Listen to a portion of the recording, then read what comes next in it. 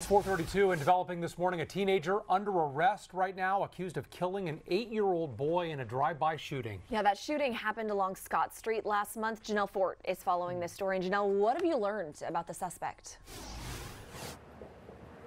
Well, Brandon, Russ, his name is Devontae Luckett. He's 18 years old, and he has quite the rap sheet. We pulled a number of past mugshots for charges ranging from evading arrest with a vehicle to unlawfully carrying a weapon. I want you guys to take a look at his most recent mugshot. There it is on your screen. Now, if you guys remember when this first happened, when that shooting first happened, lots of resources were pulled in to track this guy down. March 1st, police say Luckett opened fire on a car with 3 children inside that was parked outside of a nail salon on Scott Street near Wheeler Avenue.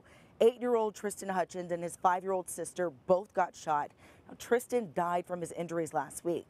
Luckett is being charged with his murder. Now, on Twitter, lots of Houston leaders reacting. This tweet comes from the HPD union. It says, "We as a community need to take a long look at whether we should be giving no jail time to criminals like him, deferred 8 months ago, who are committing felonies, endangering our community." And Mayor Turner, he had this message: violence against our kids will not be tolerated. We will work overtime and spend whatever it takes to protect our children. In this case, I want to thank law enforcement and, more importantly, the community for providing the needed information that led to this arrest. Now, Chief Acevedo and Mayor Turner, they're going to hold a press conference today at 2 o'clock and give us some more details about this arrest. And in the meantime, we're going to be here at the courthouse waiting to see if Luckett is in court this morning. Back to you guys. Okay, Janelle, let us know. Thank you. It's 4:33. Did faulty two-way radios have anything to do with the death of 4 Houston firefighters? Well, a new report says yes, it did. The victims' families are suing Motorola, saying that the radios didn't work properly 5 years ago as firefighters battled those flames at the Southwest End Motel. A new report by New York pathologist Michael Baden suggests that a radio glitch delayed the rescue efforts by more than 18 minutes. When we went around and looked over Motorola's track record in other cities, these are repeated complaints that these radios are failing. Motorola released a statement saying its hearts go out to the victims and their families. However, the company strongly disagrees with this report. It's 4:34 right now. It was supposed to be a fun field trip, but a trip to the zoo took a very scary turn for a 6-year-old girl. She says a man there tried to kidnap her. Lauren Tallarico explains what happened and how the girl got away. Don't talk to anybody you don't know. There are lessons Randy Exum is grateful he taught his daughter. Don't go off with anybody. Lessons no kid should have to use. Do whatever you need to do to make sure you're safe. But on a field trip to the Houston Zoo, this 6-year-old did. Little Desiree says she was feeding the giraffes with her class but got separated and was approached by a stranger. Grabbed her by the arm, and he said that if you don't come home with me, then I'm going to hurt you. She screamed. So he tried putting his hand over her mouth. And fought and was able to get away. Just knowing that she was there and afraid and that had happened to her, it brought tears to my eyes. Randy says when Desiree found her class, she did tell the chaperone, but it wasn't reported. So when she got home and told him, he called the zoo security. They told him when they went through their cameras, they found a man that fit the stranger's description. This is a big deal. This father wants whoever this guy is to know that Houston police is now investigating. You have an issue now, that this is not something you can just get away with.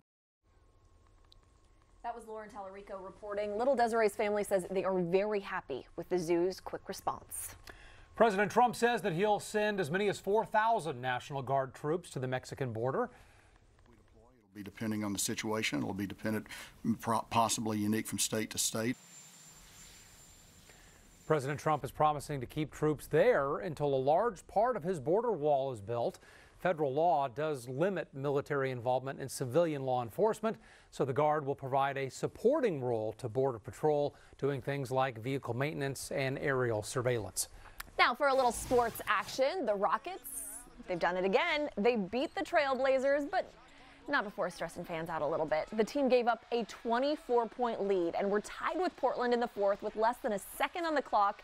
Chris Paul puts one up to win it all. Rockets take home the win, 96-94. And yeah, check out that beauty. Rockets owner Tillman Fertitta got a World Series ring from his Astros owner counterpart, Jim Crane.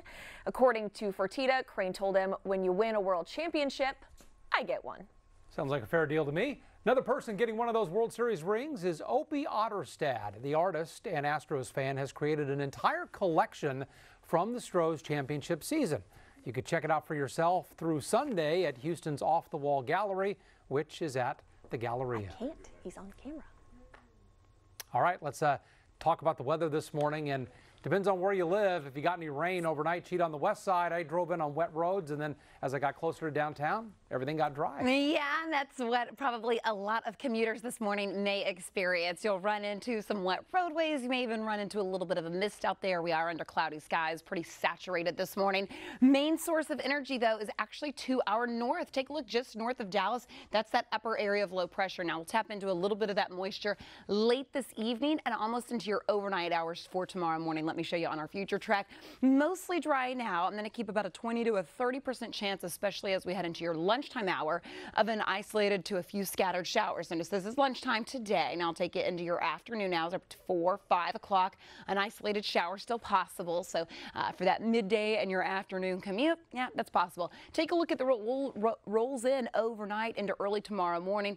You can see a few of those scattered thunderstorms here. So probably while most of you are sleeping, however, if you're up really early Saturday morning, you may run into a few of those storms there. Then by tomorrow afternoon, we're still looking at light showers across the board. So I'm going to keep a fairly heavy rain chance in for your Saturday. Temperatures this morning starting off in the 70s. Mild, muggy start. High temperatures go to 81 later today. Darby, we'll talk more about your weekend, and next week we really start to level out. Okay, thank you, Jude. All right, well, as you walk out the door, pretty quiet for the most part. Light showers have come through, so some places will have wet roadways and some places will be dry. Just be ready for it. Looking to the southwest side, so West Park Tollway, Southwest Freeway, 98, checking you out. Take a virtual ride on 98 South Main right as you make your merge with the Fort Bend Toll Road, and you can see it's pretty quiet there. No problems making your way into the medical center. If you travel the Southwest Freeway, our Houston TransStar shot showing us the Southwest Freeway here as you approach the 610 loop. So the headlights, that's the inbound side. Is it wet? Matt, that looks to be dry at this point in time. So no problems as you make your way out of Richmond and Rosenberg. It's going to be pretty quiet just about everywhere right now.